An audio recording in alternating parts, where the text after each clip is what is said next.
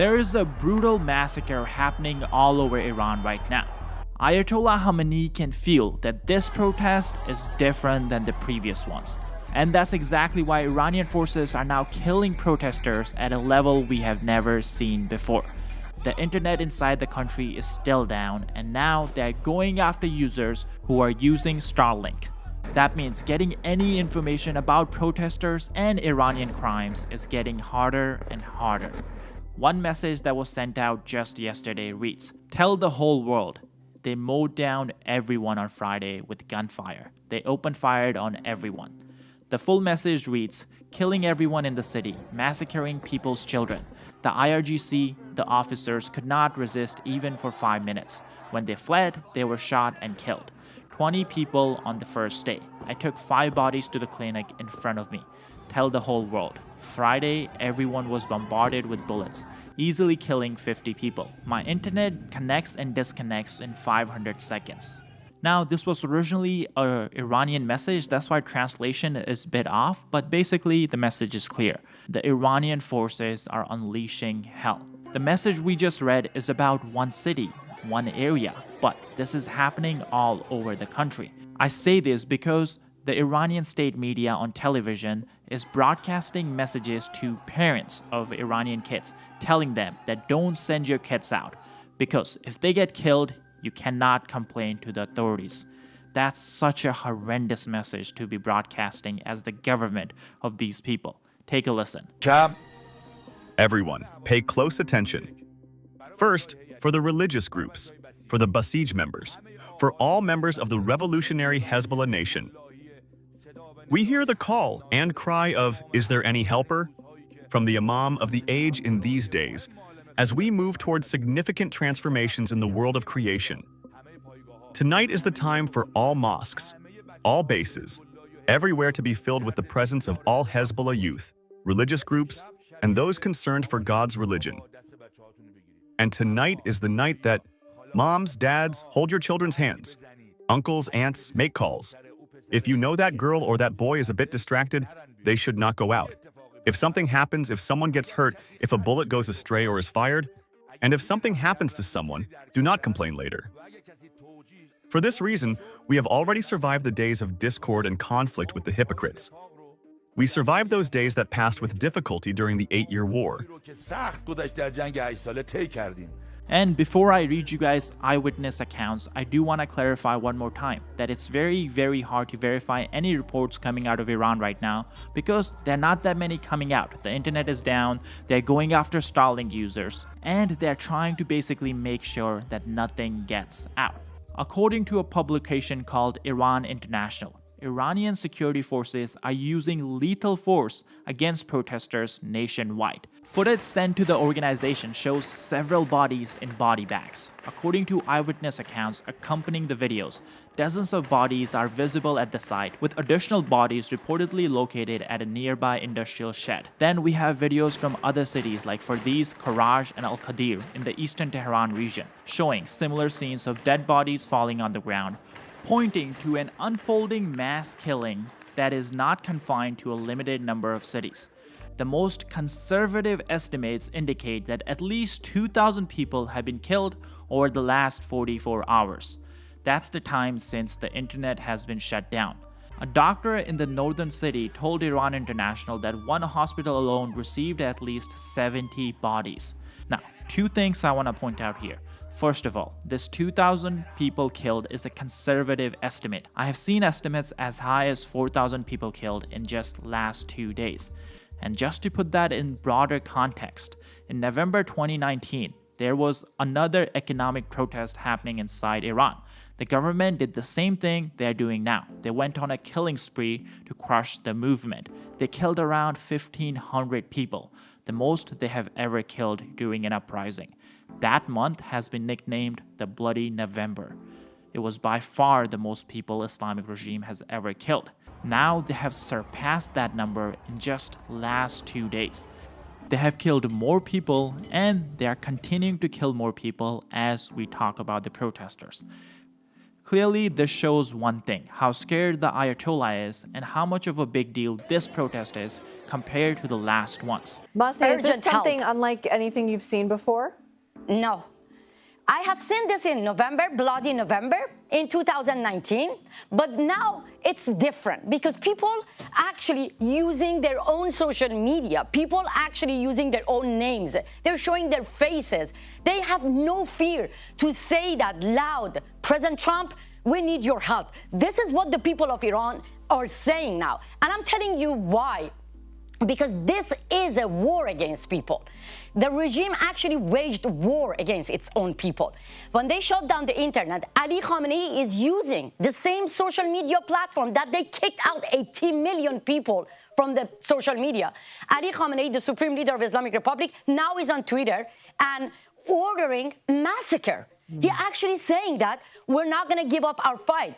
Do you think that this is the end for him? It is, and that's why he's fearing. That's why he is fearing the end of his regime. That's why he's ordering massacre. That's why he's absolutely blackout, total blackout. So that's why I'm nervous. This is exactly why the Ayatollah is now using drones on his own citizens. They are flying these drones during nighttime when the protests are ongoing, and they are recording faces of the protesters. Then in the morning, they're raiding these protesters' house and arresting them. So far, according to The Guardian, they have arrested at least 2,300 people. And it's important to remember all these arrests are basically getting a death sentence because Khamenei considers these protesters enemy of God. And in Iran, that means you go straight to the death row. But the killing doesn't just stop there. It seems last night the IRGC actually stationed snipers on buildings. Then the snipers just started shooting at protesters across the city. Hundreds of people died this way just in Tehran. A hospital worker told the BBC that the number of bodies was so large that there wasn't enough space in the morgue. The bodies were then placed on top of one another. After the morgue became full, they stacked them on top of one another in the prayer room. One message from an Iranian reads that the massacre is on a larger scale than all the killings of the previous uprisings. They have mowed down young and old Iranians like autumn leaves on the ground. Things are changing inside Iran very quickly, and we are doing our best to keep you guys updated. Unfortunately, covering protests on YouTube is not a safe bet. That's why if you guys can just take a second and hit the subscribe button down below, it really does help us out in the algorithm. Now, let's get back to the protest. This will likely continue in the coming days because the Iranian state TV, the news channel on Iranian television, and it's important to remember that that's the only thing Iranian people are watching right now because they have no access to the outside world. Well, that TV news channel is running a segment that's now calling these protesters armed terrorists. This is in direct contrast with just 2 days ago when these protesters were called rioters by the supreme leader. The words tell us what they are planning. It's basically an attempt to dehumanize the protesters in the eyes of the Iranian public so the killings can continue. And unfortunately, it seems like we're gonna get less and less information about these killings. This is why I want to talk about Starlink. As some of you guys may already know, there are around 40 to 50,000 Starlink terminals inside Iran, and that's the only way Iranians are able to contact the outside world. Now, 50,000 sounds like a big number, but it's important to remember that Iran is a country of 92 million people, and 2 nights ago we saw that millions of people were actually protesting. So 50,000 is clearly not enough for all protesters. And now it seems the IRGC is actually going after these Starlink terminals and going after the people who are using them. Unauthorized satellite internet is now officially classified as a threat to the state. Possession is treated as a security threat, not a tech violation. During blackouts, any live connection stands out. When fiber and mobile networks go dark, a Starlink Wi-Fi signal becomes a homing beacon. When Starlink is activated during protests, they mark the locations the state assumes are operational. Searches are escalating, checkpoints are tightening, informants activated. Hotspots are treated as hostile cells, and the cost is brutal. Unfortunately, this is all working. One report says that the government appears to have significantly more success shutting down Starlinks and controlling the flow of information. There are far fewer videos today than the previous 2 nights on the normal channels. Luckily for us though, the videos that are coming out do tell us a lot. Here on the screen you can see the videos from Prune and Tehran that show massive crowds of protesters using the light of their mobile phones while chanting anti-government slogans. The reason they're using their phones is because the authorities have cut the electricity to several streets in Tehran in an attempt to suppress the protest. But as you can see, it doesn't look like the numbers are getting any smaller. In fact, there are more groups who are now joining in these protests and showing their public support for the protesters. First, we have Iranian, Azerbaijani, Turkish political groups who have issued a joint statement calling on Iran's Turkish population to fully and actively join the ongoing protest. Iran's Azerbaijani Turks are not a small group. They are one of the largest ethnic communities in the country. This marks a significant escalation, signaling potential ethnic and regional mobilization along broader popular unrest. Then we also have the Kurdish Freedom Party, PAK, which is claiming that it is now attacking IRGC bases, and they also claim that they have wounded at least 3 members. This group is surprisingly competent when it comes to fighting. These fighters have long experience of fighting against ISIS inside Syria and many other fronts. On top of that, they have worked with US forces inside Syria. Their numbers might be small, but it's a serious force nonetheless. And of course, we also have the United States. President Trump last night tweeted this out. Iran is looking at freedom, perhaps like never before. The US stands ready to help. Now, of course, to many, this may just seem like one of those statements that President Trump has been making over the last few days. But what's more important is this new report by Wall Street Journal. This report states that the administration has officially started preliminary discussions about how to carry out an attack on Iran, including what sites might be targeted. One option being discussed is a large-scale aerial strike on Iran's military target. New York Times is also reporting on this story. The report says that the President Trump has been briefed on new options for military strikes inside Iran and is seriously considering it in response to Iranian regime's efforts to suppress demonstrations. Trump has been presented with a range of options, including strikes on non-military sites in Tehran. Some options are tied directly to elements of Iran's security services. But the report does go on to say that the CENTCOM commanders would want more time before any attacks. Now, hopefully this turns out to be something that can help the protesters, and hopefully a decision is made soon. Luckily, based on other reports, it seems like Iran is taking this news seriously. The Iranian foreign minister was in Lebanon for an economic trip. He was meeting with, maybe it was some economic summit or something, he was meeting with other Lebanese officials. But it seems that he has cut his trip short, and he's now flying back to Tehran. Now, of course, this could be because of so many different reasons. There's so much going on inside Iran that he could be coming back for any one of those things. But it does tell us one thing. It does signal that he's changing his schedule, and that means something important is happening inside the country.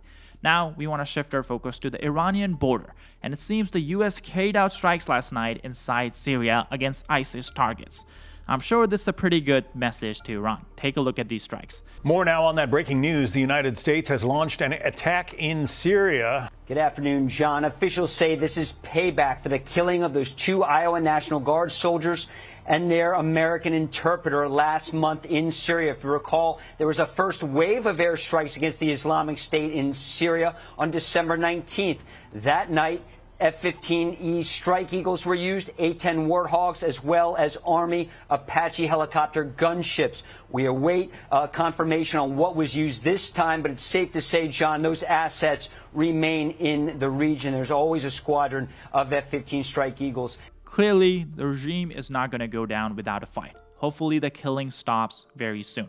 Nonetheless, we'll keep you guys updated here on Business Basics. Be sure to hit the subscribe button down below. My name is Sam, and I'll see you in the next video. One of the problems with making videos like these, where we show a lot of drone strikes, even if no human or Russian soldiers are getting hurt in the video, YouTube usually demonetizes or restricts our videos. In fact, in the last week, we had 4 of our videos get demonetized. According to YouTube, showing drone strikes or even footage from the front lines is not advertiser friendly, and that's why the videos are restricted. But this is the reality of modern warfare, and this is the war Ukrainians are fighting and trying to survive. So we believe it's important to cover this all, and that's why we launched our own platform, Basics Insider. We built it from scratch, so we don't have any restrictions. We don't have to blur our drone strike, we don't have to blur frontline footage, and we don't have to blur Russian air bases getting destroyed. On top of this, we actually don't run any ads on the site. That way we don't have to censor ourselves just because advertisers are not happy about what we are covering. We don't fund the site through ads, we fund it through your support. So if you're someone who's interested in coverage like this and you want to watch our videos uncensored and get bonus content that we just cannot upload here on YouTube, then definitely go join us at basicsinsider.com. You can also click the link in the description or scan the QR code on your screen. By joining, you can watch all the content that we have already uploaded and all the videos we will upload in the future. On top of that, you'll be supporting our coverage and supporting our channel. So thank you so much. My name is Sam and I'll see you guys in the next one.